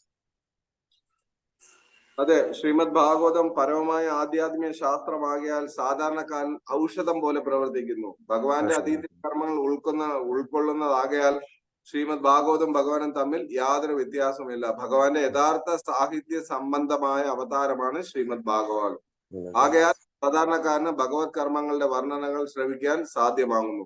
അപ്രകാരം അവർ ഭഗവാനുമായി ബന്ധപ്പെടാൻ കഴിവുള്ളവരായി തീരുകയും അങ്ങനെ രോഗഗ്രസ്തമായ ഭൗതികാവസ്ഥയിൽ നിന്നും ക്രമേണ പരിശുദ്ധരായി തീരുകയും ചെയ്യുന്നു. ഹരേ കൃഷ്ണ. നല്ല പോയിന്റ് ആണ്, വളരെ നല്ല. Hare Krishna Prabhu. Thank you Prabhu. Hare Krishna. Thank you Prabhu. പറഞ്ഞതിന് നന്ദി. ഹരേ കൃഷ്ണ. എന്തെങ്കിലും നമ്മളിതൊരു സംവാദം പോലെ നടന്നുണ്ട്. അതായത് ഭക്തിയ മാമാഫി ജാനാദിയാവാൻ എച്ചസം, ഭക്തി കൊണ്ട് മാത്രമേ ഞാനാണ് പരമോദിപോത്തമ പുരുഷൻ എന്ന സത്യം മനസ്സിലാക്കാൻ പറ്റുകയുള്ളൂ. അപ്പൊ നമ്മൾ എത്ര പാണ്ഡിത്യം എടുത്താലും ഭക്തി വേണം എന്നുള്ളതാണ്. പാണ്ഡിത്യം എന്ന് വെച്ചാൽ പറഞ്ഞ കണക്ക്, നേരത്തെ പറഞ്ഞ കണക്ക് ഭാഗവതം ദിവ്യ ഔഷധമാണ്, പരമരസായനമാണ് എന്നൊക്കെ അല്ല. എന്നാലും ഭക്തി, ഇത് പാണ്ഡിത്യത്തിൽ പോകേണ്ട, ഭക്തിയിൽ വേണം എന്നുള്ള ഒരു മുന്നറിയിപ്പും കൂടെ ഈ ശ്ലോകത്തിൽ ഭഗവാൻ പറയുന്നുണ്ട്. എന്തൊക്കെ ചെയ്താലും ഭക്തി. ഹരേ കൃഷ്ണ. ഹരിബോൾ. അതുപോലെ ഈ സൂചിയുടെയും കഥ ഞാൻ ഒരുപാട് പ്രാവശ്യം കേട്ടിട്ടുണ്ട്. ഇന്നാണ് എനിക്ക് നന്നായിട്ട് മനസ്സിലായത്. ഹരേ കൃഷ്ണ. ഹരിബോൾ. ഹരേ കൃഷ്ണ. ഹരേ കൃഷ്ണ. ഹരേ കൃഷ്ണ. പതാം പ്രഭു, നമ്മുടെ ഈ മനുഷ്യന്റെ ബേസിക് നേച്ചേഴ്സിൽ പെടുന്ന കാര്യങ്ങളാണ് ചില കാര്യങ്ങൾ പ്രഭു പറഞ്ഞത്. ഈഗോ, പരസ്പരമുള്ള ദേഷ്യം, സ്പർദ്ധ. അപ്പം ഇതൊക്കെ നമ്മൾ ആരെയും കുറ്റം പറയാൻ പറ്റില്ല, അത് ബേസിക് ആണ് എല്ലാ ആളുകളുടെ ഉള്ള. നമ്മള് മനുഷ്യരായിട്ട് നമുക്ക് ഈ ക്രീച്ചറിൽ നമുക്ക് അനുഭവിക്കണമെങ്കിൽ ഇതൊക്കെ വേണം. ഇത് നമുക്കൊരു ദുഃഖാലയമല്ലേ, അപ്പൊ ഇവിടെ ഇതൊക്കെ ഉണ്ടെങ്കിലേ നമുക്ക് ഇവിടെ സ്വസ്ഥമായിട്ട് ജീവിക്കാതിരിക്കാൻ പറ്റുള്ളൂ. അപ്പൊ നമുക്ക് ഡിവോഷൻ സർവീസിൽ വരുമ്പോൾ ഇത് എങ്ങനെ ഒഴിവാക്കാൻ പറ്റും? ഇത് നമുക്ക് ഒഴിവാക്കാൻ പറ്റിയില്ലെങ്കിൽ തന്നെ കുറെ കൺട്രോൾ ചെയ്യാൻ എങ്ങനെ പറ്റും? മറ്റ് ഡിവോട്ടീസിനെതിരെയുള്ള സ്പർദ്ധ, ദേഷ്യം, അവരുടെ എതിരെയുള്ള ഓരോ കാര്യങ്ങള് മനുഷ്യ നേച്ചറാണ്. ഇത് നമുക്ക് എങ്ങനെ ഡിവോഷൻ സർവീസിൽ ഒഴിവാക്കാൻ പറ്റും? ഡിവോഷൻ സർവീസിൽ പൊതുവേ ഡിവോട്ടീസ് എല്ലായിടത്തും ഒഴിവാക്കണം, എങ്കിൽ തന്നെ എങ്ങനെയാണ് നമുക്കിത് വേണ്ട അല്ലെങ്കിൽ കുറയ്ക്കാൻ പറ്റുന്ന കുറച്ച് വഴികൾ പറഞ്ഞൊരു പ്രഭു. ഹരേ കൃഷ്ണ. പ്രഭു പറഞ്ഞത് ശരിയാണ്. ഈ പറഞ്ഞ ഒരുപാട് നെഗറ്റീവ്സ് അല്ലെങ്കിൽ ഒരുപാട് അതായത് വേണ്ടാത്ത ക്യാരക്ടറിസ്റ്റിക്സ് അല്ലെങ്കിൽ വേണ്ടാത്ത സ്വഭാവങ്ങളെല്ലാം മനുഷ്യ നിർമ്മിതമായ നമ്മളുടെ ഈ ശരീരത്തിലുണ്ട്. ശരി തന്നെയാണ്. അസൂയ, ഈ പറഞ്ഞ പോലെ ദേഷ്യം, എന്താ പറയാ, കോപം, അനാവശ്യമായ ആർത്തി, ഈ പറഞ്ഞ കാര്യങ്ങളെല്ലാം ഇതെല്ലാം ഉണ്ട്. ഫസ്റ്റ് ഓഫ് ഓൾ നമുക്ക് ഇതിനകത്തെല്ലാം മനസ്സിലാക്കേണ്ട ഒരു കാര്യം, ബൈ ദ ഗ്രേസ് നമ്മൾ ഇതിനെയെല്ലാം ഇപ്പൊ തിരിച്ചറിഞ്ഞ് നമുക്കിതെല്ലാം ഉണ്ട്, ഇല്ലെങ്കിൽ ഇതെല്ലാം നമുക്ക് പാടില്ലാത്ത കാര്യങ്ങളാണ്, ഇത് വെക്കുന്നത് കൊണ്ട് നമുക്ക് ഒരുപാട് തരത്തിലുള്ള ദുഃഖത്തെ അഭിമുഖീകരിക്കേണ്ടി വരും എന്നുള്ള സത്യം നമ്മൾ തിരിച്ചറിഞ്ഞു. അപ്പൊ ഇനി അടുത്തത് നമ്മൾ ചെയ്യേണ്ടത് ഇതിനെ എങ്ങനെ ഇല്ലാതാക്കാം, ഇല്ലെങ്കിൽ ഇതിനെ എങ്ങനെ വാനിഷ് ചെയ്യാം, മാറ്റിയെടുക്കാം എന്നുള്ളതാണ് നമ്മളുടെ അടുത്ത ക്വസ്റ്റ്യൻ. ശരിയല്ലേ ബ്രോ? അപ്പോ അതിന് 2-3 കാര്യങ്ങളിലൂടെ നമുക്ക് ചെയ്യാൻ പറ്റും. ഒന്ന്, ഈ പറഞ്ഞ കാര്യങ്ങൾ ഇല്ലാത്ത ആൾക്കാരുമായിട്ട്, അതായത് ഈ പറഞ്ഞ കളങ്കങ്ങൾ ഇല്ലാത്ത ഭക്തന്മാരുമായിട്ട് നമുക്ക് നിത്യേന ഇല്ലെങ്കിൽ ഡെയിലി സന്ദർശനം ഇല്ലെങ്കിൽ അസോസിയേഷൻ എടുക്കുകയാണെങ്കിൽ നമുക്കത് ഇല്ലാതാക്കാൻ സാധിക്കും. കാരണം ഒരു നല്ലവന്റെ കൂടെ കൂട്ടുകൂടിയാൽ ക്രമേണ നമ്മളും നല്ലവരാകും എന്ന് പറയുന്നു. അത് വളരെ സത്യമാണ്. അതിന്റെ ഏറ്റവും ഉത്തമ ഉദാഹരണം തന്നെയാണ് ഈ കൃഷ്ണാബോധ പ്രസ്ഥാനം. കാരണം ശീല പ്രഭുപാദരാകുന്ന ഒരു പരമ പുരുഷന്റെ ശുദ്ധ ഭക്തൻ ഇല്ലെങ്കിൽ പ്യുവറസ്റ്റ് ഡിവോട്ടിയുടെ അസോസിയേറ്റ് ചെയ്തത് കൊണ്ട് മാത്രമാണ് ഇന്ന് കാണുന്ന ഒരുപാട് ഭക്തജനങ്ങള് ഈ പറഞ്ഞ പ്രസ്ഥാനത്തിൽ വന്നു ചേരുകയും അവരുടെ ജീവിതത്തെ ഉയർത്തി ഭഗവാന്റെ സേവനത്തിനായിട്ട് മാറ്റിവെച്ചത്. അത് ഒരാംഗിൾ. അത് കുറെ പ്രഭു നേരത്തെ പറഞ്ഞ പോലെ ഫിസിക്കലി ഉള്ള ഒരു അസോസിയേഷൻ ആണ് ഞാൻ ആദ്യം പറഞ്ഞത്. ഫിസിക്കലി ഉള്ള അസോസിയേഷൻ നമുക്ക് പലപ്പോഴും ചിലപ്പോൾ കിട്ടണമെന്നില്ല. പക്ഷേ 2 കാര്യങ്ങൾ നമ്മൾ ഇവിടെ ശ്രദ്ധിച്ചാൽ തീർച്ചയായിട്ടും ഇത് നമുക്ക് മാറ്റിയെടുക്കാം. ഒന്ന്, എനിക്ക് മാറണം എന്നുള്ളൊരു താല്പര്യം ആദ്യം വേണം. താല്പര്യമില്ലെങ്കിൽ ഒരു കാരണവശാലും നമുക്ക് ഇതൊന്നുമേ ചെയ്യാൻ പറ്റത്തില്ല. കാരണം ഉപദേശാമൃതത്തിൽ ഈ പറഞ്ഞ ശ്ലോകങ്ങളിൽ 3-ാമത്തെ ശ്ലോകം ഉത്സാഹ നിശ്ചയ ധൈര്യ തത്തത് കർമ്മ പ്രവർത്തനം. ഉത്സാഹം വേണം നമുക്ക്. അതായത് ഇതെല്ലാം മാറ്റണം എന്ന് ആദ്യം നമ്മൾക്കുള്ളിൽ ഒരു ഡിസിഷൻ എടുക്കും. നമുക്കിത് മാറണം. ഒറ്റ രാത്രി കൊണ്ടോ ഒരു പീരീഡ് ഓഫ് ടൈം കൊണ്ടോ മാറില്ല. പക്ഷെ ഇത് ഗ്രാജുവലി മാറും എന്ന് ആദ്യം നമ്മൾ അടിയുറച്ച് വിശ്വസിക്കുക. നമുക്കിത് മാറ്റണം. പിന്നെ നമുക്ക് തന്നിരിക്കുന്ന ഓരോ സിറ്റുവേഷൻസിനെയും നമ്മൾ എങ്ങനെ ഹാൻഡിൽ ചെയ്യുന്നു എന്നതനുസരിച്ചിരിക്കും നമ്മളുടെ ഈ പുരോഗതി. ഇതിനകത്ത് ഇപ്പോ അനാവശ്യമായ പല പ്രശ്നങ്ങളും നമുക്ക് ചുറ്റും നടക്കുന്നുണ്ടാവും. പക്ഷെ അതിനെല്ലാം നമ്മൾ എങ്ങനെ റെസ്പോണ്ട് ചെയ്യുന്നു എന്ന അനുസരിച്ച് നമ്മളുടെ ഈ ഗുണങ്ങളുടെ വ്യാപ്തി നമുക്ക് നമ്മളുടെ ഉള്ളിൽ അറിയാൻ സാധിക്കും. അതായത് നമുക്ക് എന്ത് കാര്യത്തിനും ഒരു നെഗറ്റിവിറ്റി പറയാം, ഇല്ലെങ്കിൽ കംപ്ലൈൻസ് പറയാം. അതിന് പകരം ഇത് ഞാൻ പറഞ്ഞതല്ല, ലോർഡ് ശിവ ട്രാൻസ്ജെൻഡറൽ ഇൻസ്ട്രക്ഷൻസിനകത്ത് ലോർഡ് ശിവൻ ഭഗവാൻ മഹാദേവൻ കാണിച്ചു തരുന്ന ഒരു ക്വാളിറ്റിയാണ് ഇത്. അതായത് നെഗറ്റിവിറ്റിയെ പഠിപ്പിച്ചു തരാൻ നമുക്ക് ആരും വേണ്ട, ഓട്ടോമാറ്റിക്കലി നെഗറ്റിവിറ്റി. പക്ഷെ നല്ല കാര്യങ്ങൾ ചെയ്യണമെങ്കിൽ നമ്മൾ കുറച്ച് എഫേർട്ട് ഇടേണ്ടിയിരിക്കുന്നു. ഇപ്പൊ രാവിലെ എഴുതിക്കാൻ നമുക്ക് ആരും രാവിലെ കിടന്നുറങ്ങാൻ ആരും പറഞ്ഞു തരേണ്ട കാര്യമില്ല. ഉറങ്ങും, ഓട്ടോമാറ്റിക്കലി ഉറങ്ങും. പക്ഷെ എഴുതി വരാനായിട്ട് നമ്മളെ ഒരാള് പറഞ്ഞു തന്നാൽ മാത്രമേ നമ്മൾ എഴുതുന്നുള്ളൂ. ആ ആള് കുറെ നമ്മൾ വീണ്ടും പറഞ്ഞു തരുമ്പോൾ നമ്മൾ ഗ്രാജുവലി ഒരു സ്റ്റേബിൾ ലെവലിലോട്ട് വരികയും പിന്നെ നമ്മളത് പ്രാക്ടീസ്. അതുപോലെ നല്ല ശീലങ്ങൾ നമ്മളുടെ മനസ്സിന് ഒരിക്കലുമേ അക്സെപ്റ്റ് ചെയ്യാൻ മനസ്സ് തയ്യാറല്ല. അതിനെ നിർബന്ധേന, അതാണ് അഭ്യാസനത്തു കൗന്ദേയ വൈരാഗ്യനത്ത് കൃഷി. നമ്മൾ അഭ്യാസം കൊണ്ട് പ്രാക്ടീസ് കൊണ്ട് മാത്രമേ ഇതിനെ വയ്ക്കാവൂ. അപ്പൊ നമ്മൾ ഡെയിലി നമ്മളുടെ ജീവിതത്തിലെ ഒരു ദിവസത്തിൽ നമ്മൾ ഇന്ന് എത്ര കാര്യങ്ങൾ ചെയ്തു എന്ന് ജസ്റ്റ് റീകളക്ട് ചെയ്ത് നോക്കുമ്പോൾ അറിയാം. ഞാൻ എത്ര ദേഷ്യപ്പെട്ടു, ഇല്ലെങ്കിൽ എത്ര അനാവശ്യമായ കാര്യങ്ങളിൽ ഇടപെട്ടു, ഇല്ലെങ്കിൽ അനാവശ്യമായിട്ട് സംസാരിച്ചു, ഇല്ലെങ്കിൽ അനാവശ്യ വാക്കുകൾ ഉപയോഗിച്ചു എന്ന് നമ്മൾ സ്വയമേ ഇന്ന് ആലോചിക്കണം. ഇന്ന് ഞാൻ ഒരു 5 പ്രാവശ്യം ഇല്ലേ 10 പ്രാവശ്യം ചെയ്തു. അപ്പൊ നാളെ ഞാൻ ഇത് നിർബന്ധമായിട്ടും 5 താഴെ കൊണ്ടുവരും എന്ന് നമ്മൾ തന്നെ നമുക്കുള്ളിൽ ഒരു ഡിസിഷൻ എടുത്ത് നമ്മൾ പരിശ്രമിക്കാൻ തുടങ്ങിയാൽ മാത്രമേ തീർച്ചയായിട്ടും ഇത് നമ്മളെ ഉള്ളിൽ നിന്ന് മാറുള്ളൂ. അത് പോസിബിൾ ആണ് പ്രഭു. കാരണം ഞാൻ മഹാരാജന്റെ ഒരു ശ്ലോകം മഹാരാജന്റെ ലെക്ചറിൽ നിന്ന് കേട്ടതിന് ഞാൻ അതൊന്ന് പ്രാക്ടീസ് ചെയ്യാൻ ശ്രമിച്ചു. മാതൃവത്പരതായേഷു ലോഷ്ട്രവത്പരദ്രവ്യേഷു ആത്മവത് സർവഭൂതേഷു എന്ന് പറയുന്ന ശ്ലോകം ഭാഗവത്തിലുള്ളതാണ്. അപ്പൊ അത് പ്രാക്ടീസ് ചെയ്യാൻ ചോദിച്ചപ്പോ ഒരു പ്രത്യേകമായ ഒരു ഫീല് എനിക്കിത് വേണം, എനിക്കിത് പ്രാക്ടീസ് ചെയ്യണമെന്ന് ഞാൻ മനസ്സിൽ വെച്ചപ്പോ പല കാര്യങ്ങളും അത് മാറിപ്പോയി എന്നുള്ളതാണ്. ഞാൻ അതിലൊന്നും അജിറ്റേറ്റ് ആയില്ല. കാരണം ഞാൻ എന്റെ ഡിസിഷൻ അതിനെ പാലിക്കണമെന്ന് ഞാൻ ഉറപ്പിച്ചു തോന്നുന്നു. അത് എന്റെ ഒരു കഴിവ് കൊണ്ടെന്നല്ല ഞാൻ പറയും. പക്ഷെ നമുക്ക് ഇൻഡിവിജ്വാലിറ്റി ഉണ്ട്. ആ കഴിവിനെ നമ്മൾ ഉപയോഗിക്കുക തന്നെ വേണം. നമ്മൾ ഇതെല്ലാം ഭഗവാൻ ചെയ്തു തരുമെന്ന് നമ്മള് വ്യർത്ഥമായിട്ട് എന്താ പറയാ ചുമ്മാ ഇരുന്നാൽ സാധ്യമല്ല. ഒരു ദിവസം രാവിലെ നടന്നോളും ഇത് പോസിബിൾ അല്ല. നമ്മൾ പ്രാക്ടീസ് ചെയ്യാതെ ഒരിക്കലും ഇതൊന്നും നമ്മുടെ ജീവിതത്തിൽ ഉണ്ടാകാൻ പോകുന്നു. ഇല്ലെങ്കിൽ അത്രത്തോളം നമ്മളൊരു ബ്ലസ്ഡ് സോൾ ആയിരുന്നാൽ അവരുടെ ഈ പറഞ്ഞ പോലെ ചില പ്രഭുപ്പാരുടെ ഈ പറഞ്ഞ പ്യൂർ ഡിവോട്ടീസ് നമ്മളെ ടച്ച് ചെയ്യുമ്പോൾ തന്നെ നമുക്ക് ട്രാൻസ്ഫോർമേഷൻസ് വരും. പക്ഷെ നമുക്ക് എന്തായാലും അത്രത്തോളം പ്യൂരിറ്റീസ് ഉണ്ടെന്ന് തോന്നുന്നില്ല. പക്ഷെ നമുക്ക് തീർച്ചയായിട്ടും പ്യൂരിറ്റി നമുക്ക് ഉണ്ടാക്കാൻ സാധിക്കും by practising all this in our daily wise. നമ്മളുടെ നിത്യ പാരായണം അല്ലെ നിത്യമായി ഈ പ്രാക്ടീസിലൂടെ നമുക്ക് എത്ര പ്രാവശ്യം നമ്മൾ ഇന്ന് ദേഷ്യപ്പെട്ടു, ആവശ്യമുണ്ടായിരുന്നു. അപ്പൊ നാളെ 5 പ്രാവശ്യം ദേഷ്യപ്പെട്ടെടുത്ത് 4 ആക്കാം. 4 ക്രമേണ 3 ആവും, 3 ക്രമേണ 2, ക്രമേണ ഒന്ന് പിന്നെ ഇല്ലാതാവുന്ന സ്റ്റേജിൽ നമുക്ക് വരും. പക്ഷെ ഞാൻ നേരത്തെ പറഞ്ഞല്ലോ, എനിക്കിത് വേണം, എനിക്കിത് പ്രാക്ടീസ് ചെയ്യണമെന്ന് നമ്മൾ വിചാരിക്കണം. എനിക്കിത് വേണം, ഡിവോഷണൽ സർവീസ് ചെയ്യണം, എന്റെ ജീവിതത്തെ മാറ്റണം, എന്റെ ഈ ക്യാരക്ടറിനെ ചേഞ്ച് ചെയ്യണം. ഇതിന് ഒരുപാട് തരത്തിലുള്ള തടസ്സങ്ങളും വരും. പക്ഷെ അതെല്ലാം നമ്മളുടെ ഈ പറഞ്ഞ പോലെ നമുക്ക് ഏറ്റവും വിശ്വസ്തനായ, ഉത്തമ യോഗ്യനായ, ഇല്ലെങ്കിൽ ഉത്തമാധികാരിയായ ഭക്തരുമായിട്ട് നമുക്ക് ചർച്ച ചെയ്യാം. അതിലൂടെ നമുക്ക് അതിനു വേണ്ടിയിട്ടുള്ള നടപടികൾ സ്വീകരിക്കാം. ഏറ്റവും പ്യൂറസ്റ്റ് ആയിട്ടുള്ള ഫോം എന്ന് പറയുന്നത് തന്നെ ശില പ്രഭുപാദന്റെ ബുക്കാണ്. ആ ബുക്സ് നമ്മൾ ഡെയിലി പാരായണം ചെയ്യുമ്പോൾ തന്നെ നമുക്കുള്ളിലുള്ള ഒരു ശക്തി നമുക്ക് തീർച്ചയായിട്ടും തിരിച്ചറിയാൻ സാധിക്കും. അത് തന്നെയാണ് ഇന്ന് ഇസ്കോണിന്റെ തന്നെ ഏറ്റവും ബേസിക് ആയ റൂട്ട്. ഇല്ലെങ്കിൽ അതിലൂടെയാണ് ഇസ്കോൺ തന്നെ പോയിക്കൊണ്ടിരിക്കുന്നത്. അപ്പൊ നമുക്കിത് തീർച്ചയായിട്ടും പ്രഭു ഈ ക്വാളിറ്റീസ് എല്ലാം ചേഞ്ച് ചെയ്യാൻ പറ്റും. There is no doubt at all. Maybe നമ്മളുടെ ഇന്റൻസിറ്റി അനുസരിച്ച് അതിന്റെ ടൈം എടുക്കും എന്നുള്ളത് മാത്രമേ, പക്ഷെ പോസിബിൾ ആണ്, തീർച്ചയായിട്ടും must. Hare Krishna. Thanks bro, helpful. Thank you. Hare Krishna. Hare Krishna. ഞാൻ എന്റെ ഒരു അഭിപ്രായം കൂടെ പറഞ്ഞോട്ടെ.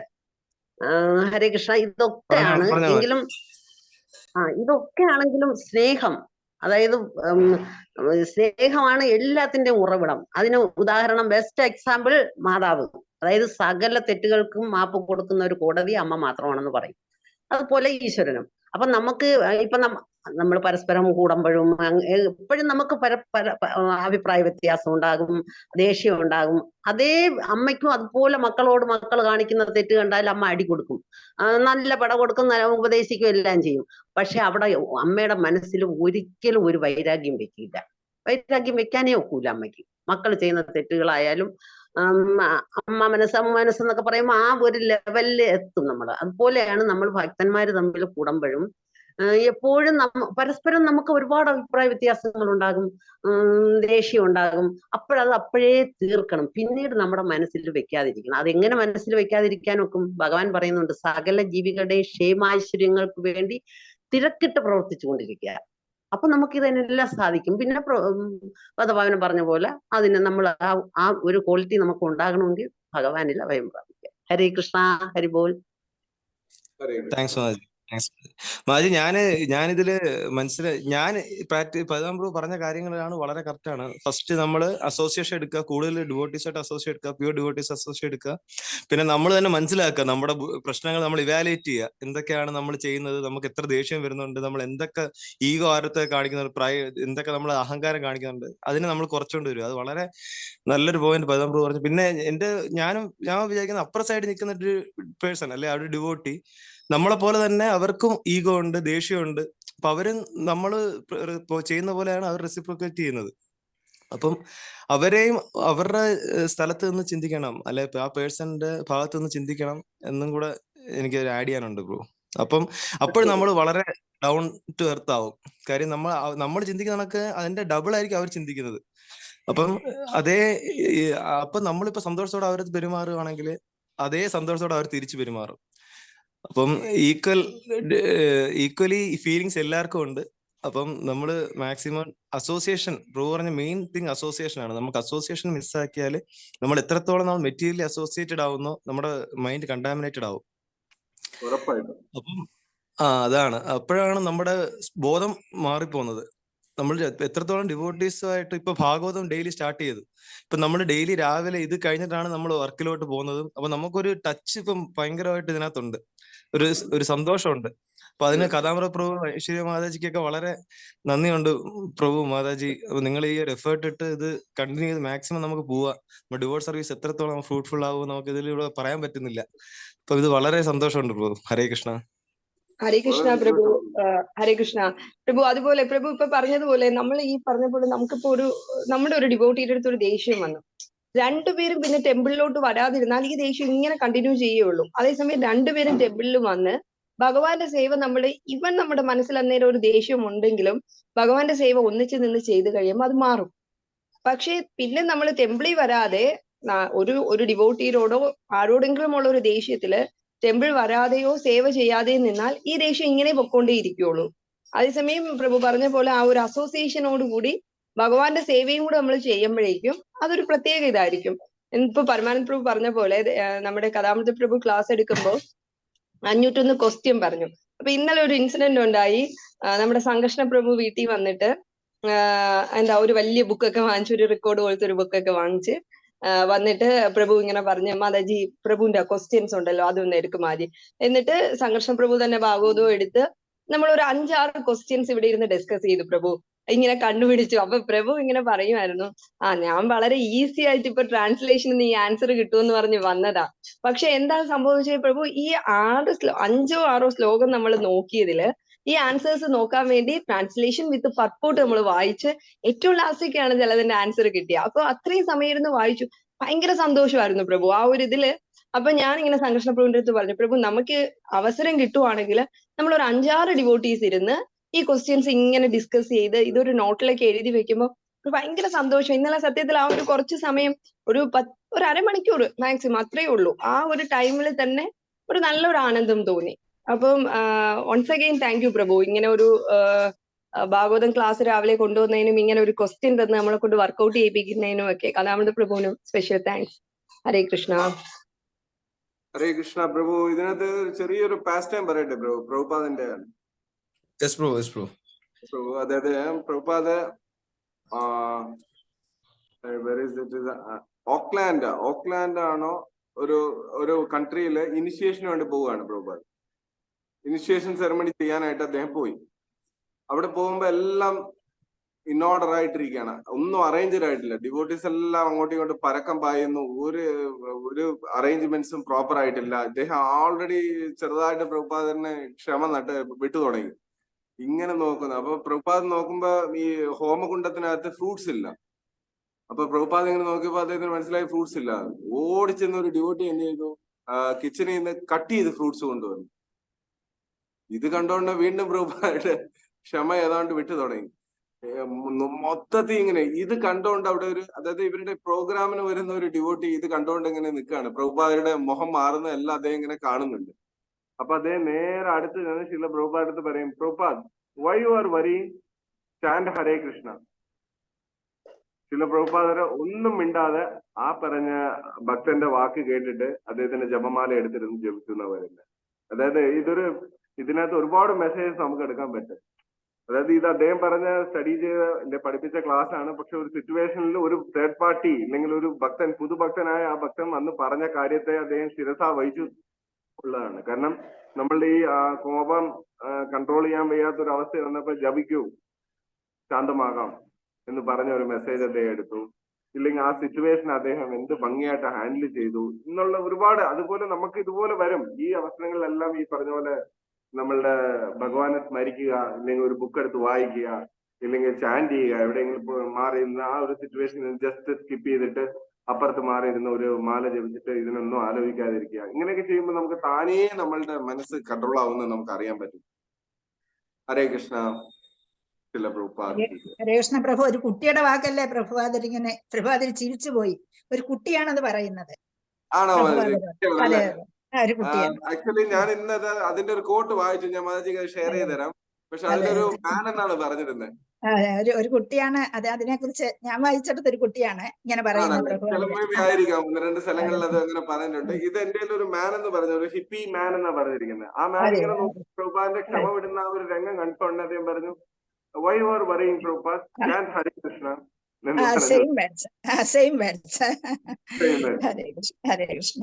ഹരേ കൃഷ്ണ മാതാജി. അപ്പൊ എല്ലാവർക്കും ജസ്റ്റ് ഒരു ദർശനം കൂടെ കാണിച്ചിട്ട് ഞാൻ അത് ക്ലോസ് ചെയ്യാന്ന് വിചാരിക്കണം. ഹരേ കൃഷ്ണ പ്രഭു. ഹരേ കൃഷ്ണ.